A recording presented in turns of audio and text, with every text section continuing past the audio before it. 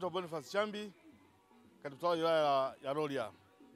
Tulikuwa kwenye maadhimisho hapa ya siku 16 za kupinga ukatili wa kijinsia, na kiwilaya yamefanyika katika shule ya sekondari Katuru. Mambo muhimu ambayo yamesisitizwa hapa ni kwamba tukomeshe ukatili wa kijinsia, hasa wa kimtandao kwa wanawake na watoto. Lakini pia tumeelezea kwamba jamii ije kwa pamoja ipige marufuku ukatili wa kijinsia.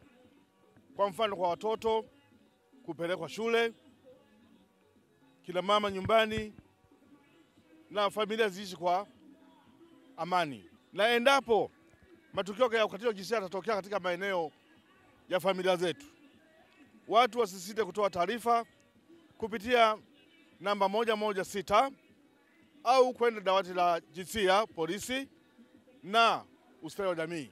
Shughuli zilizofanyika katika kampeni ya siku 16 wilayani Rorya ni kama ifuatavyo.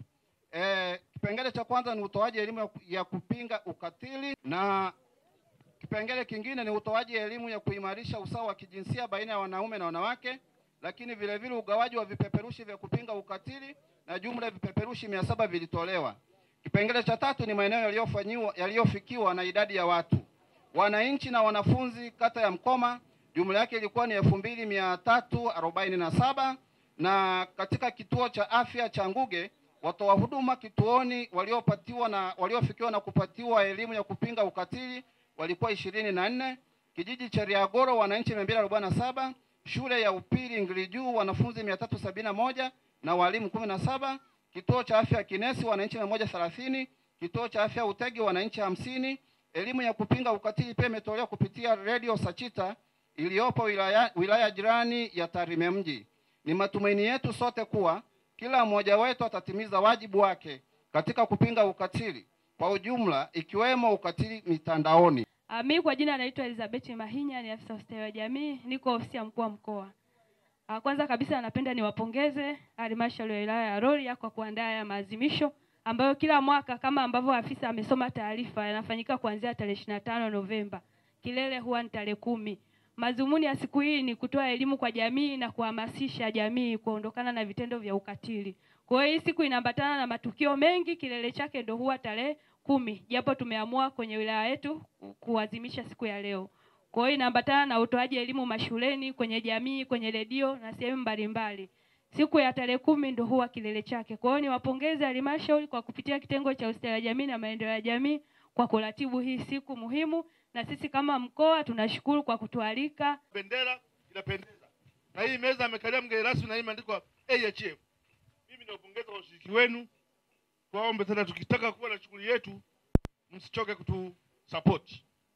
Lakini wote mama wa mkoani, tupekee salamu zetu kwa rasi kwa mkuu wa mkoa kwamba Rorya wameadhimisha sherehe ya upingaji ukatili siku 16.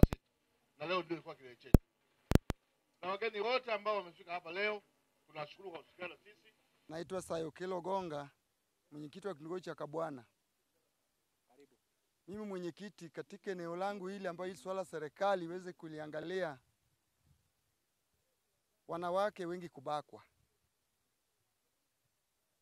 na watoto wa kike. Hii inafika kwenye ofisi zetu kila mara. Wanawake kunyanyaswa na wanaume zao.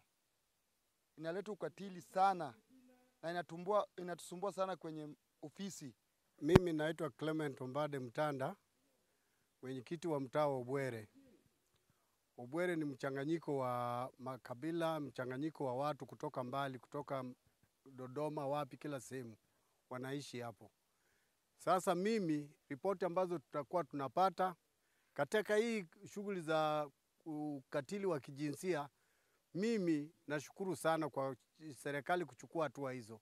Kwa hivyo sababu kuna watu unakuta kuna mnyanyaso, mtu ametoka mbali, ni binti amekuja hapa, amechukuliwa na mwanaume, yule mwanamume hataki hata kumpa chakula, anamtesa.